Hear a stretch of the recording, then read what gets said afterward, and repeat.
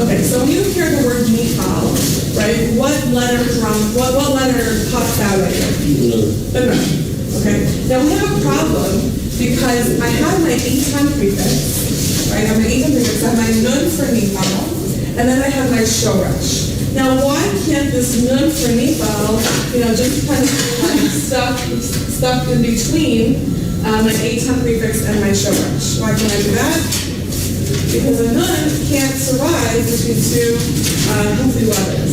So what happens to my nun? It becomes a dugage to the next letter, okay? And you see this in other cases. For example, if I take the word min, fun, and the word saint there, and I put them together, I end up with mi sefer, okay? I end up with mi sefer with a dugage in the sameh, right? Because the nun got squished, right? Because it's between the mem and the sameh, okay? So you see it doesn't really survive. Similarly, if I take an eton prefix, right, and I put it before a shoresh like natan, okay, so what happens to my nun? It gets squished in kal, right, and it becomes a dugage here, right? Yitain. Okay, so this is a very common phenomenon where the nun, it's called assimilation. It becomes assimilated into the next letter. I like to think of it as being dugaged, if you will, okay? So here, we also have, after Niphal, we have a dugage. Okay, let's talk about the first two vowels of Niphal. So they're Ia, okay? So when you hear Ia, immediately what do you think of?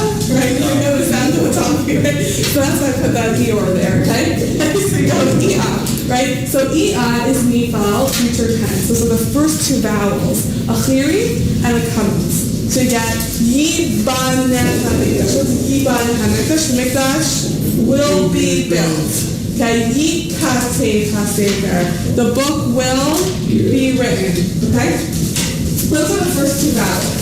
Okay, so, and obviously, Aleph, try to put a symbol. And most textbooks, as expected, right, put a symbol for Aleph. But if you actually look in the concordance, you look in Tanakh, you actually find that it could go either way. You could have Katev, or you could have something like Ibaneh, right? So you could have an Ia, or you could have an Eha.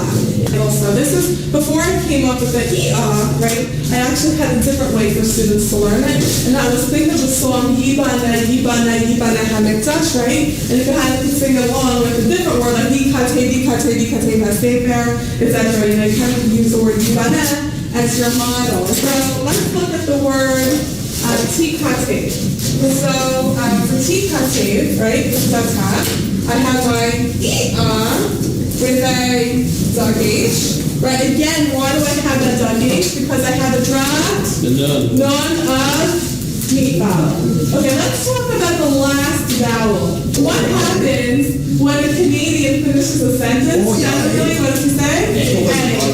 A, right? A Tikatev, right? As an A. Okay? So the Sarai is my Canadian here. Okay? Similarly, I'm going to have a rhyme scheme for who. So who? Ika, take. Okay, and again I have my dugage for my drop nun of Niphal. So my Ia, right, for dugage.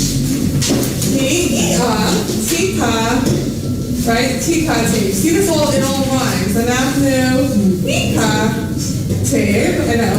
And, right, so it all rhymes. Okay, so I have my Canadian donkey, I call it. Okay, so my Canadian donkey is my drop nun of Niphal.